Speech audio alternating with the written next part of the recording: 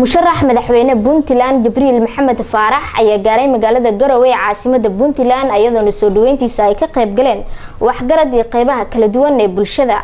warkaasi waxaa magaalada Garowe inooga soo diray wariyaheena Faarax Maxamed Khaliif Yemani.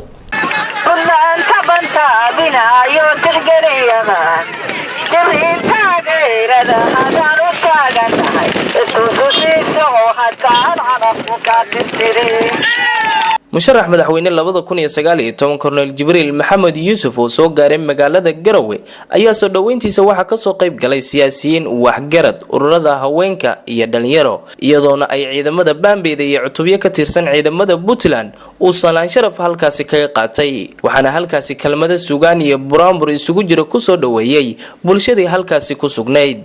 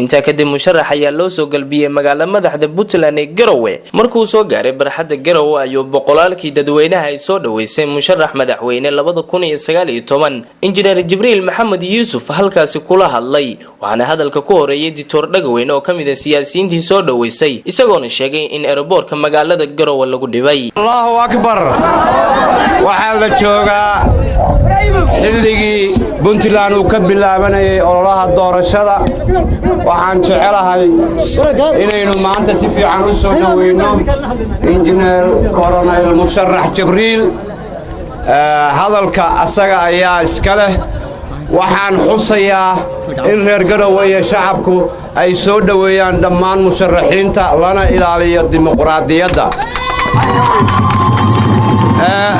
aeroboortka waana la ku dhibay dibbaana loo geystay waxayna xadgudub ku tahay dastuurka dawladda Puntland. shacabka waxaanu leenahay amniga laga shaqeeyo nabadda laga shaqeeyo dhammaan musharaxiintana la soo dhaweeyo mudana musharax madaxweyne ku soo dhawow. Assalaamu alaykum wa rahmatullahi wa barakaatuh. dhammaan bulshada qaybadeeda kala duwan ee ka kooban yihiin maanta halkan isugu yimi عدعيدة أنت بدني مدة بدني تاجنت عادي عاد بينكم كم عدعيلنا عادي عاد بينكم كم عدعيلنا ولا ليال سيدا دوكسونتين بربركي سوماليا كذب ودوكسونتين بونتلاند وحلو دسي شعب كرير بونتلاند وقامنا ينسي مدودا وحنلاقي أنو فرينت عن دراية وحيتاي هلا إلى جريتانكا بونتلاند مدينة سوماليا waxaan inii sheegayo kale waxa weeyaan dagaalka maanta jira difaaca dalkeenu inuu yahay muqaddis inaan u taaganahay inaan dalkeena difaacano maanta ayaan halkan u nimi waadna mahadsantiin waan isla joognaa insha Allah way soo imaan doonaa wassalaamu alaykum wa rahmatullahi wa barakatuh. Faarax Maxamed Khaliif Faarax Yemani SBC Garowe.